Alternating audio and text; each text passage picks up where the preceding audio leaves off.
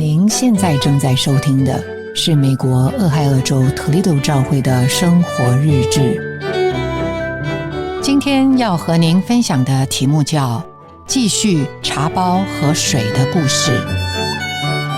今年的感恩节，我有机会和教会的弟兄姊妹一同去参加在印第安纳波利斯城的感恩节特会。这也是我来到教会生活之后第一次参加这样的特会。我们到达的时候，2-3千人的会场已经快要坐满，我们便分散在人群中。虽然身边都是素未谋面的弟兄姊妹，我却完全没有陌生的感觉，心中充满了感恩。看着神的大家庭，这么多爱主的弟兄姊妹，不知怎么的，一句话就在我心头浮上来：神愿意万人得救，并且完全认识真理。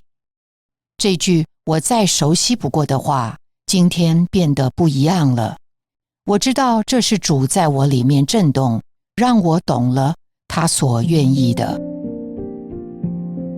聚会的第二天是主日，我们提早来到会场，没想到很多弟兄姊妹比我们来得更早。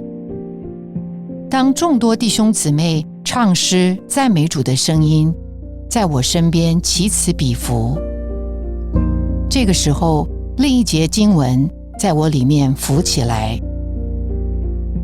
神爱世人，甚至将他的独生子赐给他们，叫一切信入他的不至灭亡，反得永远的生命。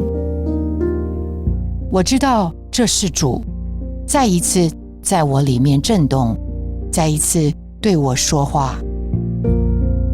这些话不再是字句，不再客观，它使我主观地摸着了神对人的爱。在这个爱中，我不知不觉地与身边的弟兄姊妹相调在一起。这让我想起了那个茶包和水的故事。当时我刚听到福音，对主的经历懵懂无知，心里想，我相信他就能得到这个永远的生命吗？怎么可能呢？一位服侍我的姊妹察觉到了我的疑虑，她就拿起一个茶包，放进旁边的一杯水里，说：你看，水要变成茶水，的确是不可能发生的事，但是如果你把茶包放进水里，茶的元素就自然释放到水里了，而成了调和的茶水，再也分不开了。姊妹这席话把我带进一个与主调和的实际中，不知怎么的，我的眼泪禁不住落了下来。基督这个满了神圣元素的茶包，就这么简单自然地进到我们这水里面，它的元素和思想浸透弥漫我们这个人，让我们成了满了基督元素的茶水。这也印证了我这几年在教会生活中的经历。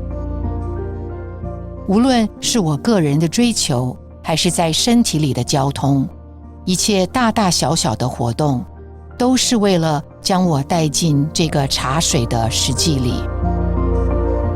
今天在这个热闹的特会中，我又被带进了这个茶水的氛围和性质里。主还是这样不断地细微地浸润着我们，直到我们完全像他，与他永不分离。的确，神爱世人，神的爱远超我所能测度。他愿意万人得救，并且完全认识真理。